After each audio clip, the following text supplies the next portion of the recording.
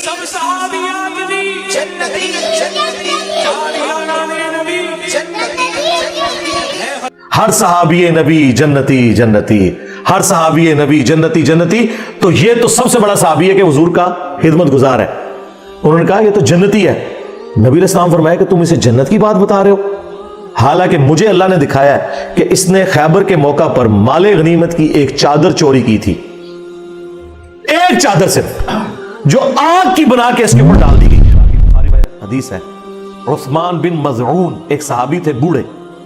ام العلا کہتی ہیں کہ میں ان کی خدمت کیا کرتی تھی، بہت بوڑھے ہو چکے تھے. وہ جب فوت ہوئے تو نبی علیہ السلام ہمارے ہاں تشریف لائے میت کو دیکھنے کے لیے.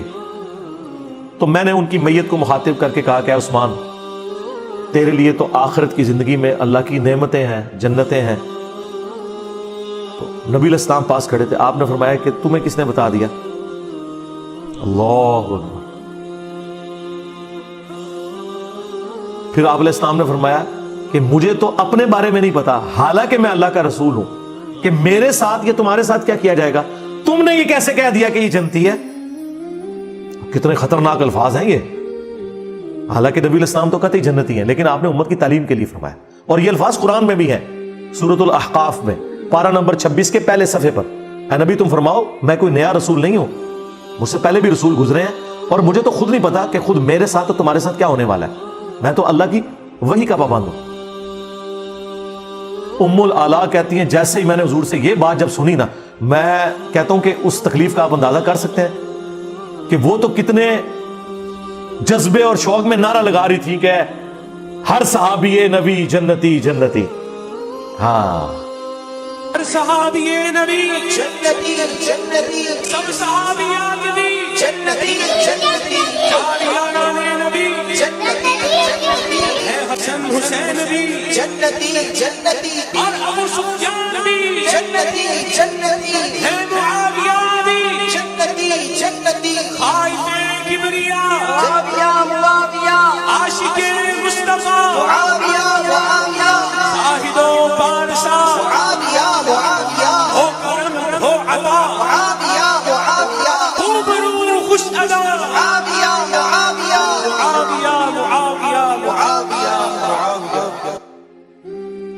اور حضور کہہ رہے ہیں کہ تمہیں کس نے بتا دیا، حالانکہ میں اللہ کا رسول ہوں، مجھے تو اپنے بارے میں اور تمہارے بارے میں بھی نہیں پتا. ام العلا کے الفاظ ہیں، اللہ کی قسم اس کے بعد میں نے کبھی کسی کے لیے نہیں کہا کہ یہ جنتی ہے. اللہ جانے اس بندے کا معاملہ جانے. پھر کہتی ہیں کچھ دن بعد مجھے خواب میں نا ایک پانی کا چشمہ دکھایا گیا، بڑا خوبصورت، حضرت عثمان بن مظعون.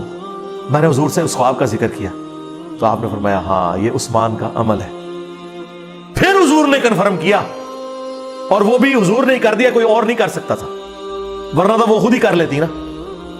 اس سے بڑھ کر بخاری مسلم دونوں میں حدیث ہے، نبی علیہ السلام کا ایک صحابی جو آپ علیہ السلام کو وضو کروایا کرتا تھا، سفر و حضر میں سواری کا کجاوا کستا تھا. خیبر کے موقع پر اسے ایک نامعلوم تیر لگا اور وہ شہید ہو گیا. اور جتنے صحابہ تھے انہوں نے نعرہ لگایا ہر صحابی نبی جنتی جنتی، ہر صحابی نبی جنتی جنتی. تو یہ تو سب سے بڑا صحابی ہے کہ حضور کا خدمت گزار ہے. انہوں نے کہا یہ تو جنتی ہے. نبی علیہ السلام فرمایا کہ تم اسے جنت کی بات بتا رہے ہو، حالانکہ مجھے اللہ نے دکھایا ہے کہ اس نے خیبر کے موقع پر مال غنیمت کی ایک چادر چوری کی تھی، ایک چادر صرف، جو آگ کی بنا کے اس کے اوپر ڈال دی گئی ہے. اللہ نے اس چیز کا بھی لحاظ نہیں کیا کہ حضور کا خدمت گزار ہے، صحابی ہے. اور بعد میں لوگوں نے نعرے لگانے ہیں ہر صحابی نبی جنتی جنتی. یہ مقصد کوئی کسی صحابی کی توہین کرنا نہیں ہے، مقصد آپ کو عقیدہ بتانا ہے. اس اعتبار سے تو ہر کلمہ کو بھی جنتی ہے، جو کلمہ پڑھنے والا ہے. ہر مسلمان نے جنت میں جانا ہے کہ نہیں جانا؟ اسی امید میں ہے نا انشاءاللہ. تو بخاری مسلم کے الفاظ ہیں، اس کا نام تھا مدعم، اس صحابی کا. صحابہ کرام اپنے گھروں میں گئے، اگر کسی نے ایک رسی بھی اٹھائی تھی نا یہ سمجھ کے مال غنیمت کی کہ خیر ہے اس کی تو اتنی ورت نہیں، میں گھر لے جاؤں، وہ بھی آ کے جمع کروائی مال غنیمت میں، کیونکہ مال غنیمت کو تقسیم کرنا ہے حکمران وقت نے. اس وقت رسول اللہ تھے صلی اللہ علیہ وسلم. اب اس سے کلیئر ہو گیا عقیدہ. پھر جو بخاری مسلم میں وہ مشہور حدیث ہے کہ ایک حبشی عورت تھی جو مسجد نبوی کی صفائی کیا کرتی تھی. چند دن تک وہ نظر نہ آئی تو نبی اسلام نے کہا وہ عورت کدھر گئی؟ بتایا گیا یا رسول اللہ وہ فوت ہو گئی، رات کے وقت ہی ہم نے اسے دفنا دیا. آپ نے فرمایا مجھے نہیں تم نے بتایا. حدیث کے الفاظ ہیں لوگوں نے ہلکا جانا کہ وہ ایک عام حبشی عورت تھی، لیکن حضور کے لیے تو ہر وہ بندہ اہم ہے جو دین کا کام کرے. آپ کے نزدیک جس کا اونچا نعرہ ہو وہ اہم ہے، نبی اسلام کے نزدیک دین کا کام کرنے والا بندہ اہم ہے. آپ نے فرمایا کہ مجھے اس کی قبر پہ لے کے چلو. قبر پہ لے کے گئے. نبی اسلام نے قبر پہ جا کے جنازہ پڑھا اور جب واپس پلٹے تو آپ نے فرمایا یہ قبریں اندھیروں میں ڈوبی ہوئی تھی، میرے جنازہ پڑھنے کی برکت سے اللہ نے ان قبروں کو نور سے بھر دیا. سبحان اللہ.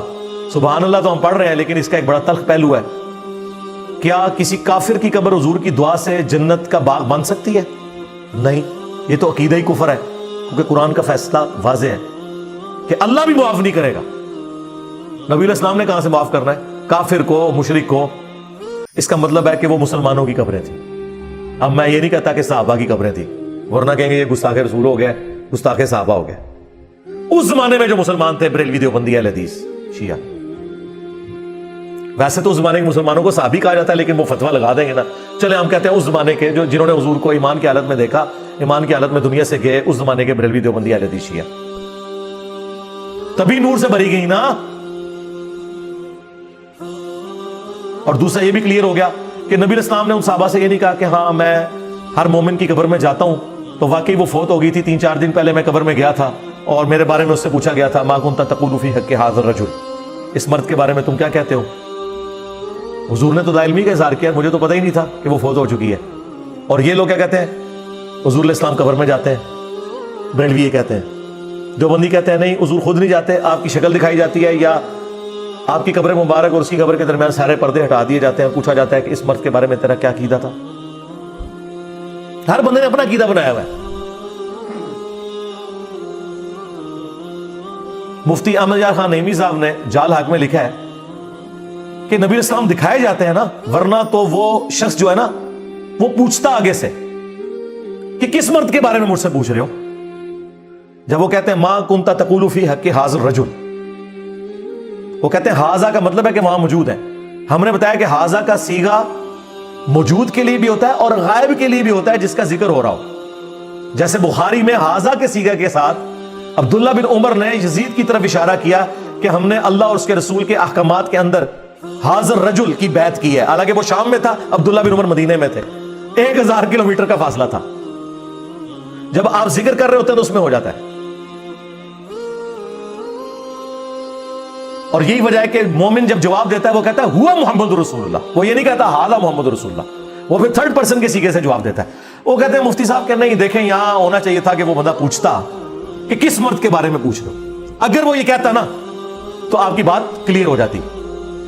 تو سرکار ہم نے ایک حدیث ایسی دریافت کر لی ہے مسند احمد میں جس میں الفاظ ہیں ای الرجل. وہ مردہ پوچھتا ہے کہ کس مرد کے بارے میں پوچھ رہے ہو.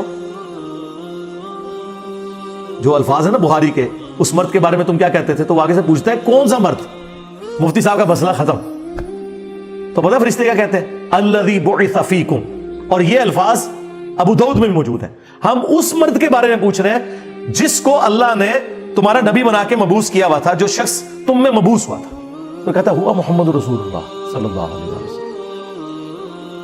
اللہم اجعلنا منہم، اللہ تعالیٰ ہمیں ان میں کرے جو یہ جواب دے لیں. یہ بخاری اور ابو داؤد میں پوری تفصیل موجود ہے. اور یہ جب 3 سوال ہوتے ہیں من ربک ما دینک ما کنت تقول فی حق ھذا الرجل، ایک چوتھا سوال ہے جو انہوں نے اسکپ کیا تھا، میں نے دریافت کیا ہے تو اب ان کو پریشانی لگی ہوئی ہے.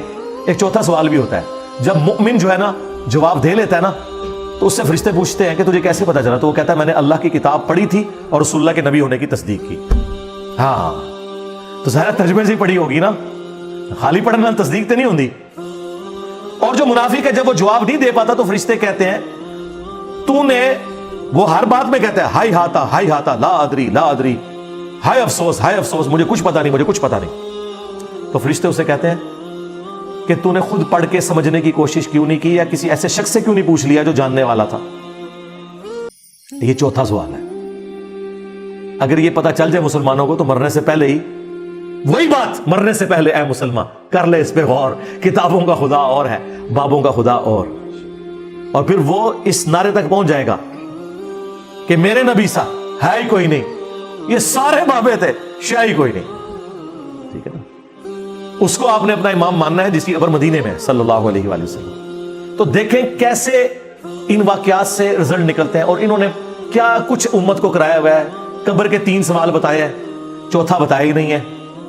اور پھر انہوں نے یہ بھی نہیں بتایا کہ بھائی رسول اللہ کے ساتھ رشتہ داری نہیں کسی کی کام آنی جب تک کہ اعمال صحیح نہیں ہوں گے، ورنہ تو ہم نے یہ بتا دیا. یہ بھی تو صحابی تھا نا. یاد رکھیے گا کہ جو اپنی وفات تک ایمان پر قائم رہا وہ صحابی ہے. اگر وہ ایمان پہ قائم نہیں رہا تو وہ صحابی نہیں ہے، اگرچہ حضور کی زندگی میں وہ صحابی ہو. یہ منکرین زکات جو ہیں، یہ رسول اللہ نے ان کو صحابی ہونے کی حالت میں چھوڑا ہے دنیا میں.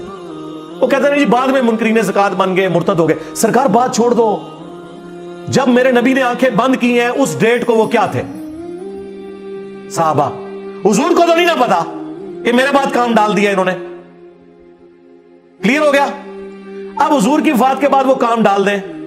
نبی علیہ السلام نے انہیں آخری وقت کیا دیکھا ہے؟ صحابی. یہی وجہ ہے کہ بخاری مسلم میں موجود ہے میرے حوض کوثر پر میرے اصحاب میں سے لوگوں کو لایا جائے گا اور میں کہوں گا اصحابی اصحابی. کم از کم 8 ترک موجود ہیں بخاری مسلم میں، اور مجھے فرشتے بتائیں گے یا رسول اللہ آپ کو نہیں پتا آپ کے بعد یہ دین سے الٹے قدم پھر گئے تھے، انہوں نے دین میں بدعتیں جاری کر دی تھی. تو میں کہوں گا سحقن سحقن لمن غیر بعدی، سحقن سحقن لمن بدل بعدی. ان پہ پھٹکارو، ان کو مجھ سے دور کر دو جنہوں نے میری وفات کے بعد میرے دین کو بدل دیا. عبداللہ ابن ابی ملیکہ تابعی کہتے ہیں اس حدیث کے ساتھ، اے اللہ ہم تجھ سے دعا کرتے ہیں کہ تیرے نبی کی وفات کے بعد ان کے دین سے الٹے قدم نہ پھریں. آمین. اللہم من احییتہ منا فاحیہ علی الاسلام ومن توفیتہ منا فتوفہ علی الایمان. بخاری کے الفاظ ہیں. ابن عباس کہتے ہیں یہ وہ لوگ تھے جو حضرت ابوبکر کے دور میں مرتد ہو گئے اور حضرت ابوبکر نے ان کے خلاف قتال کیا. تو حضرت ابوبکر کے دور میں جو مرتد ہوئے وہ رسول اللہ کے دور میں کیا تھے؟ بریلوی، دیوبندی، اہل حدیث، شیعہ. یہ صحابی. تو یہ کوئی توہین نہیں ہے، یہ صحابہ کی عظمت ہے کہ صحابی وہ جنتی ہے جو اپنی وفات تک رسول اللہ کے طریقے پہ رہا. نہ تو ہم روافظ کی طرح اس ایکسٹریم پہ ہیں کہ جو نعوذ باللہ سابقون الاولون حضرت ابوبکر، عمر، عثمان کے بارے میں بکواسیات کرتے ہیں، یا جلیل القدر صاحب کے بارے میں اور بعض غلو کر کے ان کے ایمان کے درپے ہوئے ہیں. اور نہ ہم ان ناصبیوں کی طرف ہیں جو اہل سنت کے اندر گھسے ہوئے ہیں، جو بنو امیہ کو بچانے کے لیے ہر بندے کو جناب یہ نعرے، جو یہ ناصبیت والے نعرے ہیں نا جی، ہر صحابی نبی جنتی جنتی. آپ یہ کیوں نہیں کہتے کہ ہر کلمہ گو مسلم جنتی جنتی ہے نا حدیث سے؟ پھر ان کو تکلیف پڑ جائے گی، کوئی اپنے فرقے والے کو ماننا پڑے گا. تو آپ کہہ دو ہر بریلوی جنتی، ہر دیوبندی والے دیوبندی، ہر دیوبندی جنتی، ہر وہابی جنتی. اللہ کے بندو، جنت دوزخ کے فیصلے کوئی یہاں بیٹھ کے کر سکتا ہے؟ بخاری مسلم دونوں میں حدیث ہے، نبی علیہ السلام ایک جگہ سے گزر رہے تھے، آپ رک گئے، اور مسلم میں ایک حدیث میں الفاظ ہیں کہ آپ کا خچر بدر کیا. تو نبی علیہ السلام رک گئے، آپ نے فرمایا ان قبر والوں کو عذاب ہو رہا ہے. پھر آپ نے ایک ٹہنی توڑ کے اس کے 2 حصے کر کے قبر پہ لگائے، فرمایا جب تک ہری رہیں گی تو ان کے عذاب میں تخفیف ہوگی. حضور کی دعا کی برکت، آپ کے مبارک ہاتھوں کی برکت. صحابہ کو نہیں پتا چلا عذاب ہو رہا ہے. اور دوسری بات، نبی علیہ السلام نے فرمایا کہ ایک پیشاب کے چھینٹوں سے نہیں بچتا تھا اور ایک چغلی کھایا کرتا تھا. اس کا مطلب یہ ہے کہ وہ کافر نہیں تھے، ورنہ حضور بڑی بیماری کا ذکر کرتے نا. حضور سیدھا کہتے یہ کافر تھے، اور ظاہر کافر کو نفع بھی نہیں پہنچنا تھا نا. یعنی ہے مسلمان کی قبریں تھی اس زمانے کے جو بریلوی دیوبندی اہل حدیث فوت ہو گئے. تو پھر تو یہ کہیں گے ہم تو کہتے ہیں ہر صحابی نبی جنتی جنتی، یہ اور طرف چل پڑیں گے. مسلم شریف میں الفاظ ہے، نبی علیہ السلام نے فرمایا کہ میں نے ارادہ کیا کہ اللہ سے دعا کروں کہ تمہیں عذاب قبر سنوا دے. دکھانے والی کہانی ختم، کشف القبور ختم. لیکن مجھے ڈر ہوا کہ تم اپنے مردوں کو دفنانا چھوڑ دو گے، صرف عذاب قبر کو سن کے، دیکھنے کی بات ہی نہیں. اچھا اگر حضرت ابوبکر، عمر، عثمان و علی رضی اللہ عنہم اجمعین عذاب قبر نہ دیکھ سکے حضور کے ساتھ ہوتے ہوئے، تو آٹھے بابے تھے، شے کوئی نہیں، لے جاؤ، کیونکہ میرے نبی سا ہے ہی کوئی نہیں. تیرے بابے تھے، شے ہی کوئی نہیں, خلفائے راشدین جیسا ہے ہی کوئی نہیں, تیرے بابے تھے شے ہی کوئی نہیں. اگر ان کو نہیں عذاب قبر نظر آ رہا, اور یہاں کہتے ہیں جی وہ بتا دیتے ہیں جی کشف, اور چھڑ دو کشف القبور. میں پرچی پہ اپنی میکینیکل انجینئرنگ کا فارمولا لکھ کے دیتا ہوں, مشین ڈیزائن کا, میکینکس آف مٹیریل کا, تو آڈا زندہ بابا مردہ بابا تک کے پڑھ کے سنا دے منو کے لکھے ہے. سمجھانا نے چھڑ دو, سمجھانا چھڑ دو, صرف ایک 10 دفعے کے لکھیا کیا ہے. اور ایک قیامت تک چیلنج ہے, جس نے انجینئرنگ نہیں کی تھی وہ پڑھ نہیں سکتا. یہ کہتے ہیں نا بابوں کے پاس علم لدنی ہے, روحانی علم ہوتا ہے. سرکار اللہ نو تے آندی ہے نا میکینیکل انجینئرنگ, تو سارے بابیاں دی عزت ویسی سٹیک تے لگی ہے. تواڈے بابے کس دن کام آنے باہر نکلن, چلو جڑے باہر نے وہ اکٹھے ہو کے پڑھ کے دس دن منہ جھوٹا کر دیں, دل چھوڑ دیں. میں تو کہتا ہوں سامنے پڑھیں. ویسے تو میرا یقین ہے کہ اکثر بابے اگر میں انہیں کہوں نا قرآن تجوید سے پڑھیں, وہ بھی نہیں پڑھ سکتے. دیکھ کے بھی سنت اذکار دیکھ کے تجوید سے پڑھ کے بتا دیں, اکثر نہیں پڑھ سکتے. اس کا چیک یہ ہوگا کہ جب بریلویوں کا بابا آئے گا ہم دیوبندی کاری بٹھا لیں گے, وہ پہلے عربی غلطی کر لوے گا, اور دیوبندیوں کا بابا آئے گا ہم بریلوی کاری بٹھا لیں گے. ساڑھے کو تو مسئلہ سیدھا سیدھا ہے کہ سیدھے کر سکتے ہیں. تو یہ سارے ان لوگوں کے ڈھکوسلے ہیں, انہیں پتہ ہی نہیں بھائی کتابوں کا دین اور ہے. مرنے سے پہلے اے مسلمان کر لے اس پہ غور, کتابوں کا خدا اور ہے, بابوں کا خدا اور, کتابوں کا دین اور ہے, بابوں کا دین اور, کتابوں کا پیغمبر اور ہے, بابوں کا پیغمبر اور. اگرچہ وہ بابے بھی اسی پیغمبر, اسی دین, اسی خدا کو مانتے ہیں, لیکن ان کوالٹیز کے ساتھ نہیں مانتے جو آسمان سے نازل ہوئی ہیں, بلکہ ان کوالٹیز کے ساتھ جو ان کے بزرگوں نے کلیم کی ہوئی ہیں. تو اس طرف واپس ہے جو میں نے کہا, نبی اسلام نے کہا میرے حوض کوثر پہ لوگ لائے جائیں گے. بخاری مسلم میں باقاعدہ حدیث موجود ہے کہ عرب کے قبائل مرتد ہو گئے حضرت ابوبکر کے دور میں. تو مرتد کون ہوتا ہے؟ جو پہلے مسلمان ہو. المستدرک للحاکم میں سنن دارمی میں موجود ہے, نبی الاسلام نے آیت تلاوت کی, اذا جاء نصر اللہ والفتح ورأیت الناس يدخلون فی دین اللہ افواجا, کہ اللہ کی مدد آ پہنچی اور تم دیکھ رہے ہو کہ لوگ گروہ در گروہ دین میں داخل ہو رہے ہیں. نبی الاسلام نے یہ آیت تلاوت کر کے کہا کہ ان قریب میری وفات کے بعد لوگ گروہ در گروہ دین سے نکل بھی جائیں گے. اور یہی ہوا. کئی لوگوں کا کنوکشن والا ایمان نہیں تھا, انہوں نے رسول اللہ کو قریش کے ایک سردار کے طور پر ایک واریر کا غلبہ مان لیا عرب کی سرزمین پہ, اور ان کی بیعت کر لی. پیغمبر ان کو اس لیے ماننا پڑا کہ نبی الاسلام پیغمبر بھی تھے, ادروائز ان کا پیغمبر ماننا کنوکشن والا نہیں تھا. اسی لیے قرآن میں یہ آیت نازل ہوئی کہ اعرابی لوگ کہتے ہیں کہ ہم ایمان لے کر آئے. قالت الاعراب آمنا, اے نبی ان سے فرماؤ تم ایمان نہیں لائے بلکہ تم کہو ہم اسلام لے کے آئے, ایمان تو تمہارے دلوں میں بھی داخل ہی نہیں ہوا. سرکار اگر حضور پہ ڈائریکٹ کوئی اسلام لے کر آئے تو اللہ تعالیٰ انہیں کہہ رہا ہے ایمان ابھی داخل نہیں ہوا, تو آڑے بابے تشائی کوئی نہیں جب تک کہ وہ قرآن و سنت کے مطابق نہیں چلیں گے. اور یہی وہ لوگ تھے جو بعد میں پھر نبی الاسلام کا دین چھوڑ گئے, جن کے خلاف حضرت ابوبکر نے قتال کیا, جو بخاری مسلم میں آتا ہے. اور بخاری مسلم میں انہی لوگوں کے بارے میں ہے کہ حوض کوثر سے انہیں دھتکارا جائے گا, اور حضور کہیں گے اصحابی اصحابی, یہ میرے صحابہ ہیں. لیکن فرشتے بتائیں گے آپ کے بعد انہوں نے دین بدل دیا. نبی الاسلام انہیں پہچان لیں گے, ظاہر شکلوں سے پہچانتے ہوں گے نا, لیکن یہ نہیں پتا ہوگا کہ بعد میں کیا کیا. بلکہ بخاری مسلم کے الفاظ ہیں, میں اس وقت وہی کہوں گا جو عبد صالح عیسیٰ ابن مریم کہیں گے کہ اللہ جب تک میں ان میں موجود تھا ان پر گواہ تھا, جب تو نے مجھے اٹھا لیا پھر تو ان پر گواہ تھا. اب یہ تیرے بندے ہیں, چاہے انہیں معاف کر چاہے انہیں عذاب دے. لیکن اللہ تعالیٰ کیا فرما رہا ہے کہ آج کے دن سچوں کو ان کا سچا عقیدہ ہی نفع دے گا. سورۃ المائدہ کی آخری آیات حضور نے تلاوت کی کہ جس طرح عیسیٰ ابن مریم اپنے فالوورز کے غلط عقائد سے قیامت کے دن اعلان برات کر دیں گے نا, میں بھی کہوں گا کہ یا اللہ جب تک میں ان میں موجود تھا ان پر گواہ تھا, میرے جانے کے بعد جو کچھ انہوں نے کیا یہ خود اپنے اعمال کے جواب دیں. اچھا دیکھیں, اللہ کے نبی ایک ایک بات بتا گئے, کیونکہ حضور کو غیبی خبر بتائی گئی تھی. اچھا بعض لوگ اس میں یہ بھی کہتے ہیں, دیکھیں آپ کہہ رہے ہیں حضور علیہ السلام کو علم, ہم کب کہتے ہیں جو حضور کا علم غیب نہ مانے وہ کافر ہے, ذہن میں رکھیے گا.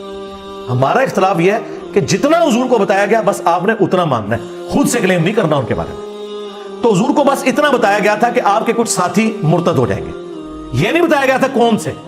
جبھی تو آپ قیامت والے دن سب کوئی بلا بلا کے حوض کوثر پہ مشروب پلا رہے ہوں گے, ورنہ حضور کو اگر پہلے ہی پتا چل جائے تو آپ ہمیں پتا چل جائے ہم تو کہیں یار دور ہو جا, تو نے تو بعد میں بیڑا غرق کیا, نہ سے تو فرشتے بتائیں گے یا رسول اللہ آپ کے بعد انہوں نے دین سے پیچھے ہٹ گئے تھے. تو یہ خبر آپ کو دنیا میں بتائی گئی ہے کہ آپ کے بعد کچھ لوگوں نے کام ڈالنا ہے. لیکن اسی لیے انصار مدینہ کو حضور نے کہا تھا نا, بخاری مسلم میں حدیث ہے, انصار مدینہ میں تمہارے گھروں میں فتنے ایسے اترتے ہوئے دیکھ رہا ہوں جیسے آسمان سے بارش,